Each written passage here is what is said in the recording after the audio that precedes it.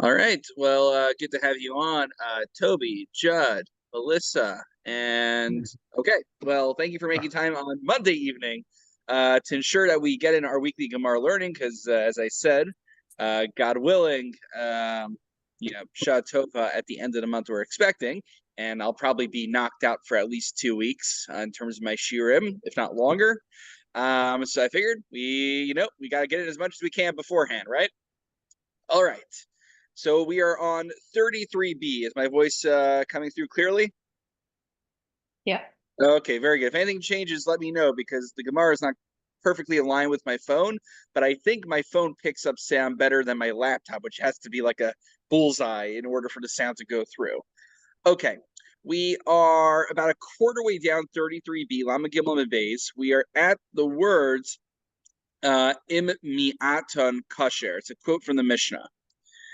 And we are still talking about Hadassim, and God willing, in the second half of this year today, we will cover Aravos, which will be the next Mishnah on the bottom of Lamed Gimel Lamed Beis. So let's talk about Hadassim. So we mentioned what's really funny about Hadassim, we never see this really, is that they grow berries. And the green berries are okay, we established, because the language was Anav of Yerokos mine Hadasu, that the green berries they blend in with the rest of the hadas. They're all green, but it's the red and the black ones that you got to worry about. Now we're going back to the Mishnah. The Mishnah said that if you pick, there's a remedy. If there's too many berries, there's a remedy. You pick the berries off. So here's the issue, and this is what's a little bit subtle in the Gemara about it. Yes, last week we established that there was not established, actually lack of established. We were not certain. We left as a teku about whether the concept of yesh dichoy etzel mitzvos, the idea being that, let's say I enter Yom Tov and I have a non-kosher hadas, can it become kosher once again? So do we say, keven shenidcha nidcha, once it's disqualified, it remains disqualified no matter what? Or is it possible that you can still rectify it even after Yom Tov has begun? And we left it as a teku, as a tzarchi, and we didn't know. And the issue is that the Gemara is going to point out now that seemingly based on how we might interpret this line in the Mishnah, we may actually have an answer that tells us that you could requalify something after it becomes disqualified. How so? Well, let's see how it plays out in the Gemara. Emiaton kosher. So dimatinhu emas. So when are you actually picking the berries off? Ilema mikami de agde. If you remove the berries before you bound it together with the lulav and the aravos, pshita. Of course not. Ella the basar de agde. Rather, we have to be discussing the chiddush of the Mishnah needs to be that even after you bind it all together, still you can requalify the hadas by picking off the berries. So these are not two terms, but two concepts that are important to know also. It's a very subtle nuance that when we say whether yesh dichoy etzel mitzvos or not, whether it could be, requalified after it's disqualified, are we talking about, there's 2 points in time that we can be talking about. One point of time is when you turn it into a kosher arba minim. So it becomes a kosher arba minim when you bind it together with the lulav and the hadassah and the aravos. That's one point in time we could be talking about. There's another point in time we could be talking about, which is actually, it's not about distinguishing between binding versus not binding, but it's talking about Yom Tov versus non-Yom Tov. Did you pick the berries off before Yom Tov or after Yom Tov? And that's when so before, it's when it has a shame mitzvah. It has the status of a kosher arba minim. That's one point of distinction. The other way to distinguish between before and after is before Yom Tov versus after Yom Tov. Because that's when the zman causes the mitzvah to come into effect. Because until now, right, like let's say, Toby, Judd, and anyone else who I can't see, if you and I were to get our Arba Minim right now, they would not have a status really. It's not Yom Tov right now, but they still have a status of a mitzvah item even prior to Sukkot, so long as they are put together in a way that they qualify for the mitzvah. So the question is, when does the qualification period begin that we even come on to the question of can we requalify something? You don't have to requalify something if it never became disqualified in the first place. That's the idea. So, okay, with that little bit of background that Rashi gives us here, let's go back into the Gemara. I'll just start from the beginning again. So the Matino Ema. So when are you removing the berries and that's still kosher? If it's before you bind it together, pshita. Of course you can do that. You don't have to requalify something if it never became disqualified. Rather, the chiddush of the Mishnah is that even after you bind the lulav, hadassim, and aravos together, you still could remove the berries even at that point. You wouldn't have to take the hadassim out and then take the berries off and then reinsert it together with the other arba minim. But here's the issue. This is a dichlei mei karahu.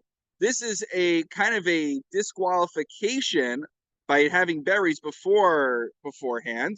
So tifshot mina dichlei mei kara lo havi dichlei. So wouldn't this provide for us an answer that even if it was disqualified at the time that it was bound together with the other arba minim, we see from the Mishnah that you could requalify something by, in this case, taking the berries off.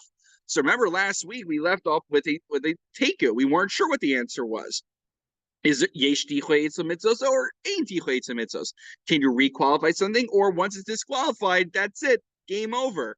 It would seem from our Mishnah that we have at least half an answer to our question, that in a case like this, you can requalify something by taking the berries off. So the Gemara says, no, the olam basar de agde. So the case is still a case after you bound it together, but ukasavar eged hazmana ba'almahu, hazmana ba'alma lav klimpu. But what is the Mishnah teaching us? It's teaching us that even though binding the arba minim together, or in this case, I guess gimel minim together, kind of is important, that's not called hazmana. When you take the lulav and esrog and aravos lulav, hadas, and aravos, you put them together, there's no all of a sudden like magical fusion moment that takes place, and now you have the chefsa shel mitzvah. Now you have this mitzvah item. Nothing significant changed. That was not a moment of qualification that occurred, and so therefore, since it did not become qualified significantly in that moment, there's no opportunity for it to become disqualified. But the Gemara is saying, Ein hachinami, if Yom Tov itself already began and you had berries on your hadassim, it still remains unclear from our Mishnah whether removing the berries would be sufficient. Or is that really true? That brings us to the next section of the Gemara. Because the Mishnah does tell us the aim amatid b'Yom Tov, that one is not allowed to remove the berries on Yom Tov. But here's the thing. Ha'avar v'laktan, the implication is that while one is not permitted, why is one not allowed to remove the berries? It's a malacha. We're going to talk about it, tikkun kli, saki mana, that you're taking something that's essentially broken, non-operative for its purpose, and you're making it operative. So, but the implication is, if you did it anyway, kosher. It would still be kosher dasim, even if you took the berries off on Yom Tov. You're not supposed to take the berries off, but what if you absentmindedly did it? Or, what if your kid got hold of it or a grandkid and started picking it off? Judd. Is there a difference if it's obviously not Shabbos because you're taking the lulav and esrog already. So yeah. What is the problem with removing the berries if it's not Shabbos? Right. So Yom Tov and Shabbos, as I'm sure you're aware, there's a lot of, I'd say they're more in common than they have. They have more in common than they have not in common, right? Mm-hmm. Meaning Yom Tov by default kind of has the halachas of Shabbos, but then we go through exceptions. Okay, there's looser regulations when it comes to not requiring an eruv potentially. The idea of being able to do bishul, of being able to cook. the idea of mitoch, which gets raised here in the sugya. So yeah, Yom Tov has certain built-in dispensations for ochel nefesh, for consumption purposes and things that are similar to that. But you're not allowed to, for instance, let's say your door is off its hinge and you need to nail it back in. You wouldn't be allowed to do that on Shabbos or on Yom Tov, right? Because that's being masaking kli. Or, you have something broken, you're not allowed to fix it. So this is essentially, I know we don't really think of, when we talk about fixing something, like we don't think about picking berries off something to fix something, but essentially that is what's happening. You're taking something that is otherwise non-functional. Right now, these hadassim really serve no purpose. No one buys hadassim just for fun, right? So really, its sole purpose is to serve as one of the arba mina. So you're taking something which is essentially categorically broken, and you're fixing it and making it operative again. So it's interesting. I think it's a bit of a discussion, would you call this like a makah b'patish? Would it be an isser doraisa? Or maybe it's a general issue midrabanan of like being the saking kli of like fixing anything. I think there's like kind of a this latent isser dorabanan that kind of captures everything that doraisa level doesn't in that respect. But for these purposes, Shabbos and Yom Tov are the same, to answer your question. But is the berry integral to the leaf, or it's just sticking there? Are you ripping something from, or is it just it's like schmutz moving, knocking it away? Well, I mean, it's attached to the actual hadassim, right? So you have to remove it and pick it off, right?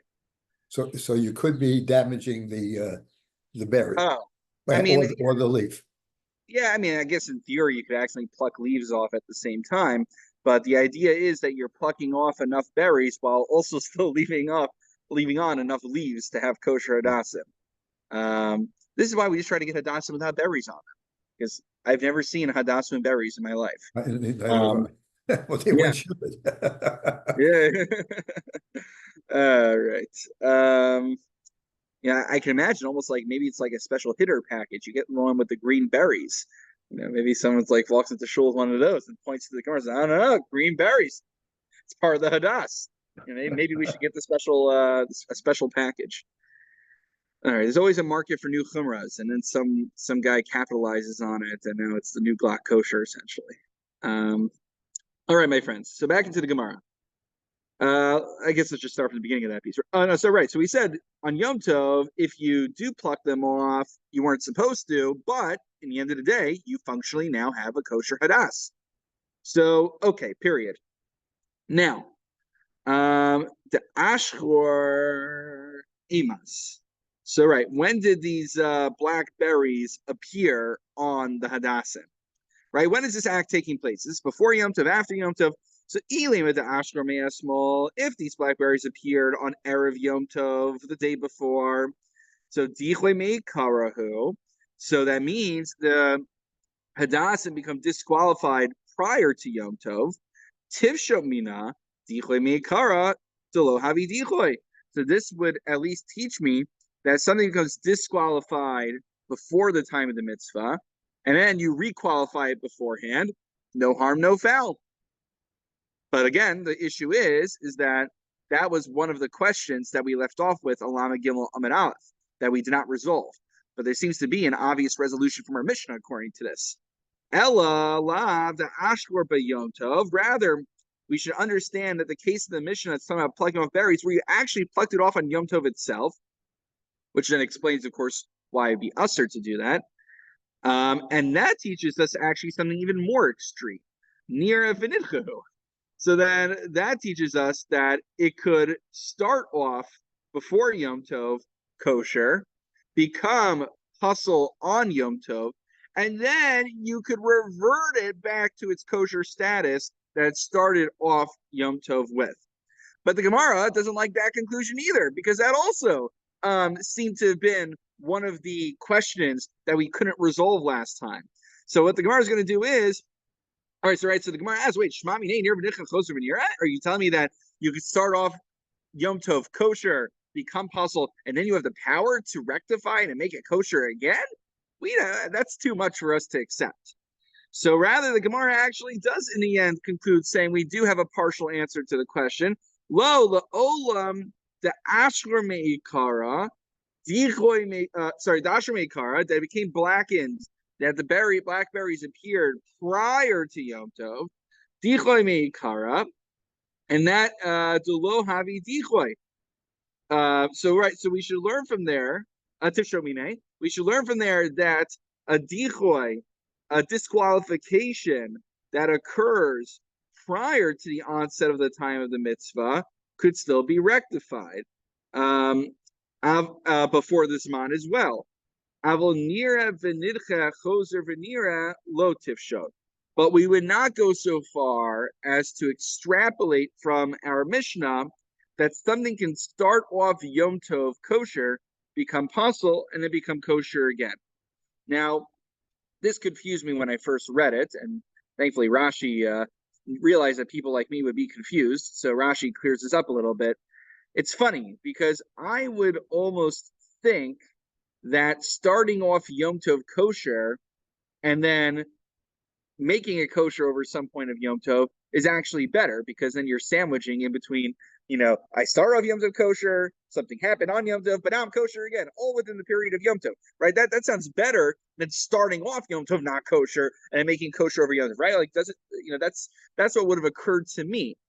But Rashi clarifies this in Dibur Maskal Tifshot Mine. Rashi says, Devadai dichoy me'ikara adif minir v'nidche. Rather, it's actually a better setup to go into Yom Tov while it's pasul, rather than to go into Yom Tov while it's kosher and then become pasul, because the mashlo near lemitzvah me olam anakshav, because the idea is that in order to be disqualified, you need to originally be qualified. But if your hadazim enter Yom Tov in a non-kosher state, they never actively become disqualified because they never qualified in the first place. Does that make sense? So it's like, you're what I'm saying, John, right? So it's like, it's worse to become disqualified than to have never qualified to begin with. Because you start off kind of almost like in a parv state, and then we make you kosher, whereas you start off in a treif state, and now we're trying to make it, you know what I'm saying? So that's kind of that seems to be the logic here that Rashi. But isn't it implied to be qualified? Because when you first took them, you had to look them over, and it had to be before Yom Tov? Yeah, no, it's a good point. So Rashi earlier says, use the language, that's the kind of the line we draw is before Yom Tov, it's just a bunch of branches. It has no halachic significance. It's the clock starts ticking once Yom Tov begins, and now you don't just have a myrtle branch, but you have a hadassah. Now you have what we call a chavsa shel mitzvah. Now it's a mitzvah item. It's like your shmur matzah. The rest of the year is just a bunch of crackers, but then on Pesach night it's shmur matzah. Not the best analogy, but Toby? Could it be a situation where somebody was not so educated about it, and so they went into Yom Tov thinking that this was okay, and then it becomes Yom Tov and somebody says, oh, there's a problem with your hadassim? Yeah, that could very well occur. I don't think that's the case in the Mishnah. At least that's not how Chazal's understanding it. But it's certainly a situation that could happen. But it doesn't seem to be how the Gemara is reading it. But it's certainly a scenario worthy of analysis as well. All right, and that brings us. Okay, so Judd, I think you're going to enjoy this next part because you're asking things about Hilchos Shabbos, Hilchos Yom Tov, Malacha. So the Gemara, that's not lost on the Gemara. The Gemara is going to delve a little bit into that right now. Tana Rabbanan. So here comes the following brisa. Aim imate b'Yom Tov. So the Tana Kama is in line with what it says in our Mishnah. You should not be plucking berries off on Yom Tov. But Mishum Rabbi Eliezer ben Rosh Shimon Amru, Matin, you are allowed to pluck the berries off on Yom Tov against what it says in our Mishnah, against what it says in the Tana Kama. You're not allowed to fix a kli. You're not allowed to fix something up on Yom Tov. And Rashi says, what, I'm not like, am I doing pottery over here? What am I fixing? Shayapaso machshiro. To take something which is disqualified and make it kosher is an act of fixing. Amar Avashi, so what's the case here? Gigon shalaktan la'achila. You know what you're going to say to yourself? I'm not taking the berries off so I can use this as a nasa. I just want to eat the berries on it. And very lesser and showing the savar lakavua amar davar she'im miskabi mutter. And remember, who is Rabbi Eliezer's father? Rabbi Eliezer's father was Rabbi Shimon. Rabbi Shimon is part of this classic machlokes that goes through all of Hilchos Shabbos, and he says basically that a davar she'im miskabe, that in order for something to be called a malacha, needs to be, we say meleches machsheves asra Torah. So machsheves, one understanding to read that is, it needs machshava. It requires intentionality. I need to intend to do the malacha in order to be in violation of it on a d'oraisa level. So here, my kavana is to eat berries, which is mutter on Yom Tov. You're allowed to do malacha for food preparation generally, with some exceptions. But happens to be, I have the added benefit of fixing up my hadas and making it kosher. But here's the thing. Even Rabbi Shimon, who has the more makel shita over here, who says that if you're not mechavein, if you don't have kavana to do the malacha, it's not a malacha. Even he concedes. But this is the one of the most quintessential principles in Hilchos Shabbos. If there's something you walk away with tonight, it should be not a law in Hilchos Sukkah, but it should be a halach in Hilchos Shabbos. Actually, you've probably heard this one, but if not, worthwhile. Psik reisha of lo yamos. Anyone ever hear that one? Right. So, Joe, you want to tell us? If you cut off the head of a chicken, it's dead. Very good. So that's the case, which is you're going to say apparently the kids played with they didn't have dodgeballs back then or tennis balls, so they cut off the head of the chicken and they played with it. So yeah, maybe it's better you don't maybe don't remember this part then. So if you can't, even according to you're going to say, well, I didn't want to kill the chicken. I just wanted my kids to have a bowl to play with. He wanted a toy, and that was the best I could do. So the issue is that even though your primary kavana may have been to get your kid a toy, you can't say that you weren't also mechavein to cut off the head of the chicken. And there's like a Rav Elchanan and a lot of literature on this about how we parse the nuances of this. But the idea, do we say that it's by definition included in there, or you also have an intention for it? There's a lot of, fine nuances of how to parse this. But the idea is that by virtue of chopping off its head, it will die. So that is, you can't say that you are not intending to kill the chicken, even if that was not your primary goal in killing it. And shchita is Isser Malacha on Shabbos. But that's not the case over here. The principle is the same here. The principle is, I'm even cutting off the berries so I could eat food, but psik reisha lo yamos are, when you take off the berries, you are, by definition, making these hadasim kosher. So how can Rabbi Eliezer ben Rabbi Shimon, according to his own father even, asking that that's okay? So Hachamayaskinan to Isle Hoshana Achrisi. So what's the case here? Where you had other Hoshanas, you had other, you had your Aravos, you had your Hadassim in the refrigerator, you had a second pair, a backup to go. So there, you could say that your kavana was not to make these kosher Hadassim. You really wanted the berries because you have reserves anyway. Which again, then why are you going out of your way to pick the berries off in the first place? It's still a good question. Yeah. And you could switch them out with the other set if you really had it. Yeah. You could switch it out. Does Rashi address this? Lo tzarich lahai hilkach in kan tikun kli. Lo tzrich le lachshura. Lo dami hashab sik racial yom is the hasam ika the tilas neshama mimano shapa hacha leka tikun kli. Avo ilo havi achrisi meshav limona the hatzarich. Yeah. Yeah, it's okay. I'm bothered by the same point that you are. Not quite sure. All right, so let's keep going. Further in the Gemara. So Tanur Avanan. No, we just did that. No, you didn't. Oh no, well, you did the previous Tanur Avanan. I was like, yes, we're at the next Tanur Avanan. You were correct. We're both right. Tanur Avanan. Hutar iguda b'yom tov ogdo kagudo shel yarak. So let's say the eged that binds them, right? We use the we already have the kind that we use for all of our lulavim, but sometimes they weren't. So 1 second, someone keeps trying to get in. Guess I shouldn't have done it. Sure. You guys know who this person is? Can't see it on. You push the key image. No, I just don't know who it is, and I'm here all alone. You guys know who this guy is? You can talk to him. I can't see. All right, Yeah. 1 second. All right, 1 second. Yes. Hello?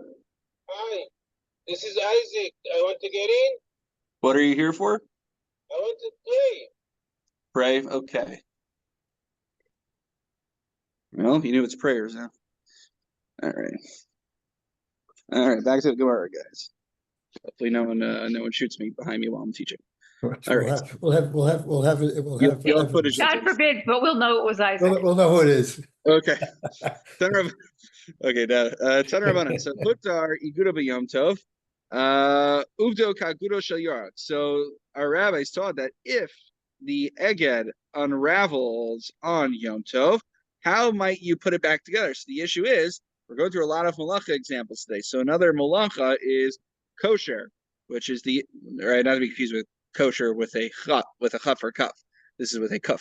So it's the issue of tying it on Yom Tov. So how should you go about doing it? So you do a kaguda shel yarak. You tie it in the same way you would for vegetables. The way they do is they just go around and around. There's no knots really involved in it. But why do you need to use something that's not so reliable? The anve miani, tie a bow. The same way. Now we're not going to get into the question of double knots on Shabbos, though. If I remember correctly, when I saw in Rev Riviat's book, you know the 39 Malachos Rev Riviat book, the 4 gray volumes. So the way so you'll see that shul. I'll point it out to you. It's you've probably seen on the shelf before. So the style of the book is that in the front everything's in English and it sounds like everything is Aser.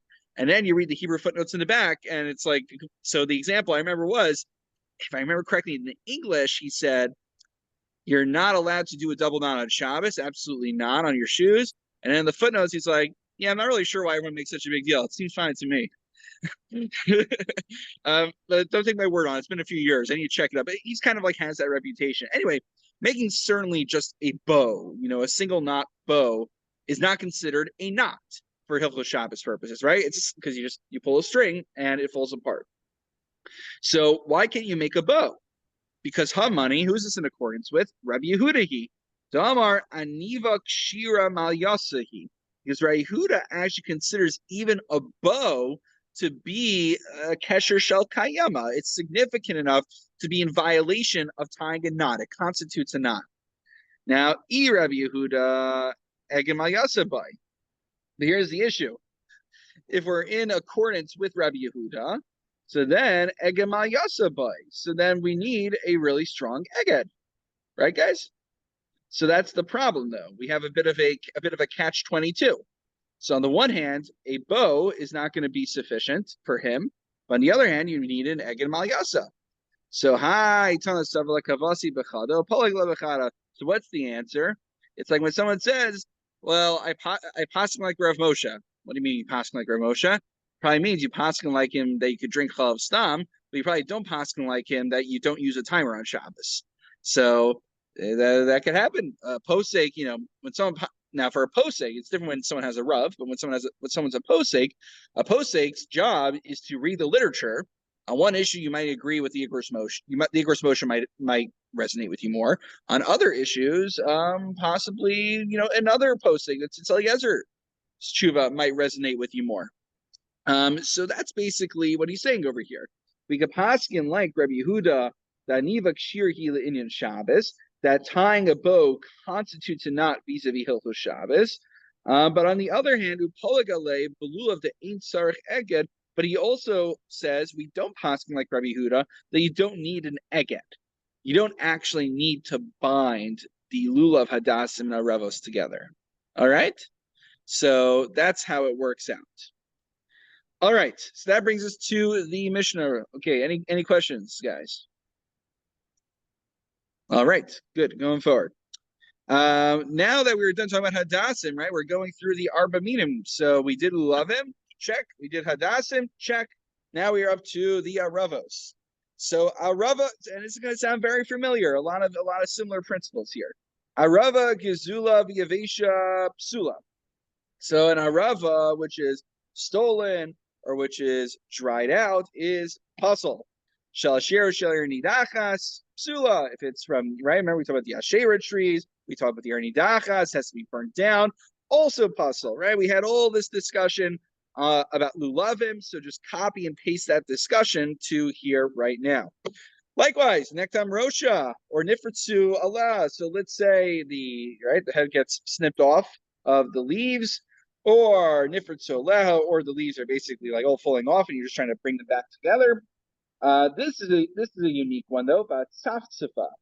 So what is Tzaftzfa, you might ask? So I'll show you a picture in the Masifta Gemara.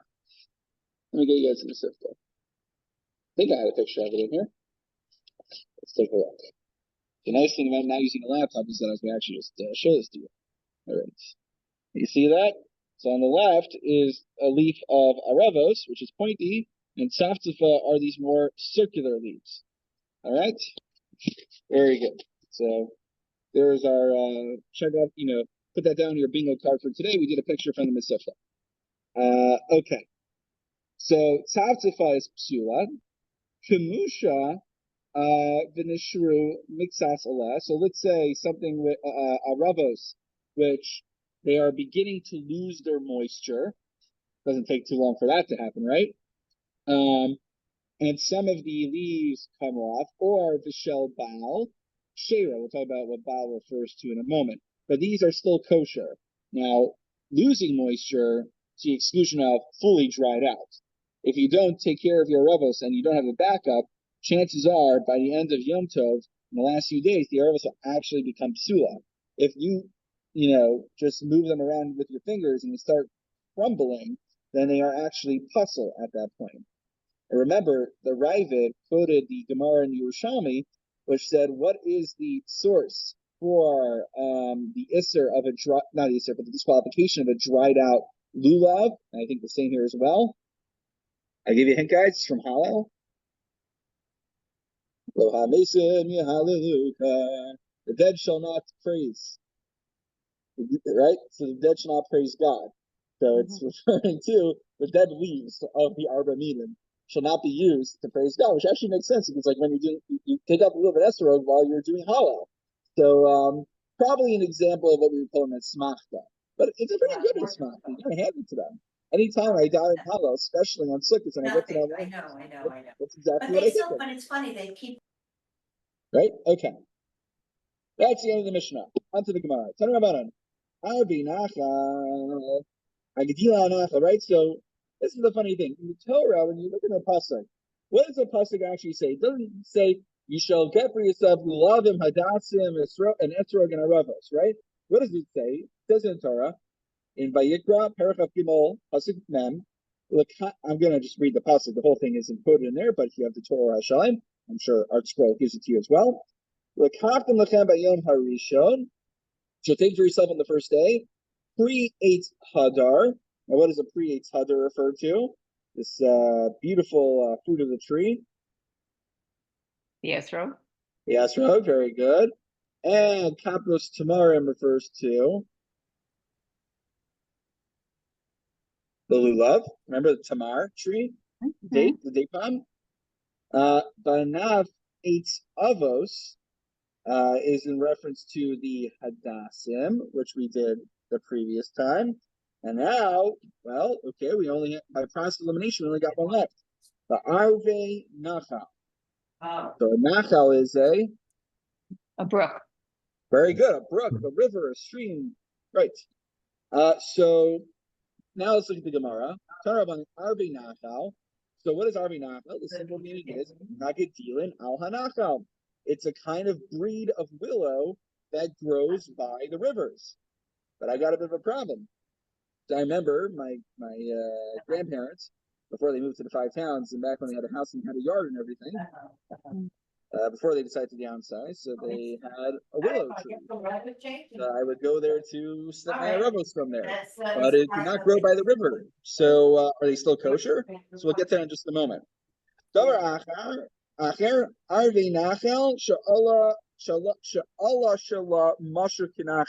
That its leaves are elongated like a river. So remember we showed you the sapsifa versus the arevos. The sapsifa is kind of like this round, obtuse shape, and whereas the arevos, their leaves are nice and thin and elongated like a river. Hani idach, and we got another brisa on the matter here. Arvi nachal ini ella arvi nachal, but the words arvi nachal actually sound very exclusive because it tells me willows that grow by the river. But shalba v'shalharm, so ba refers to something. Rashi gets a little bit into the etymology of it there, but it's basically earth that doesn't require.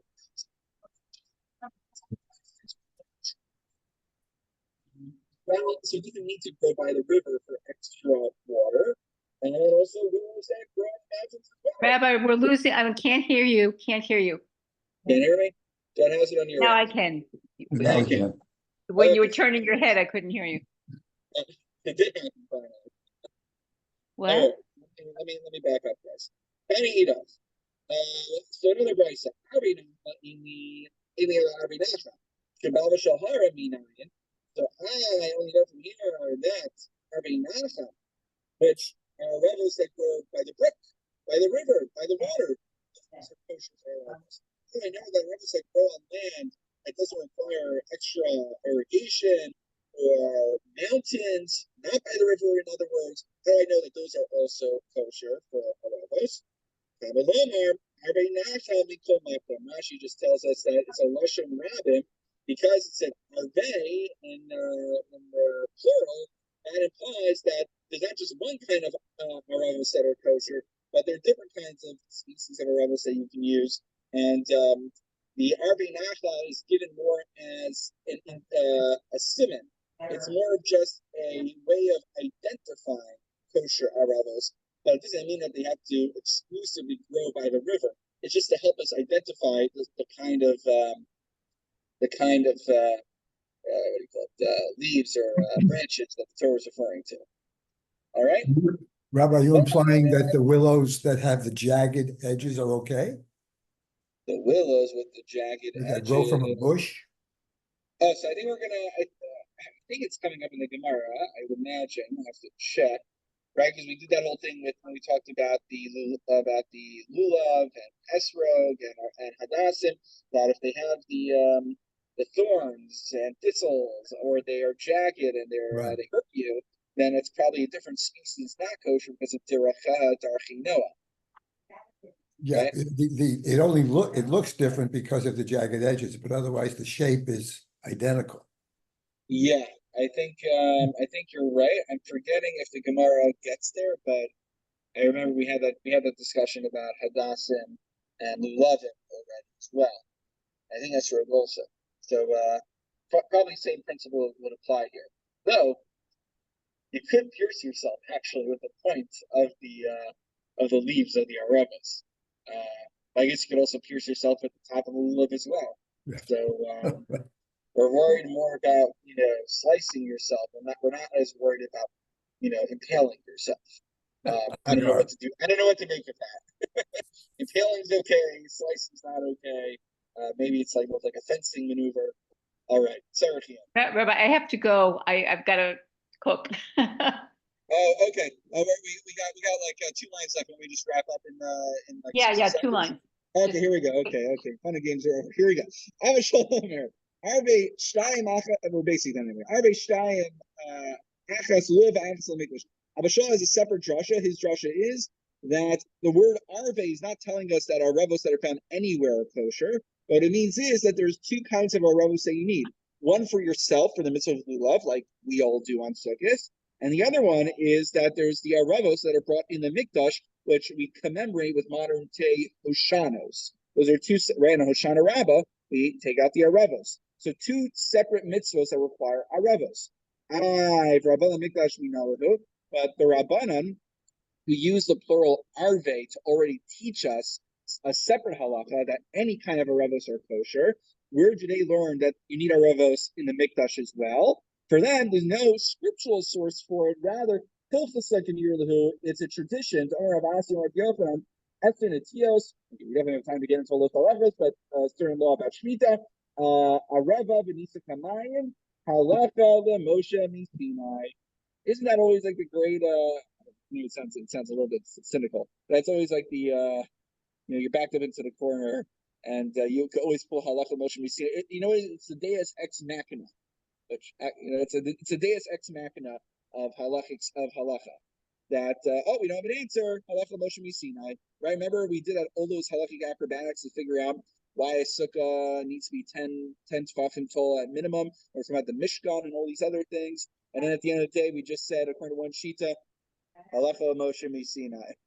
That's just the cue fiddler on the roof. All right. Thank you. Wonderful learning, and okay, wishing you all a wonderful Shavuos. God willing, we'll catch you. You as well.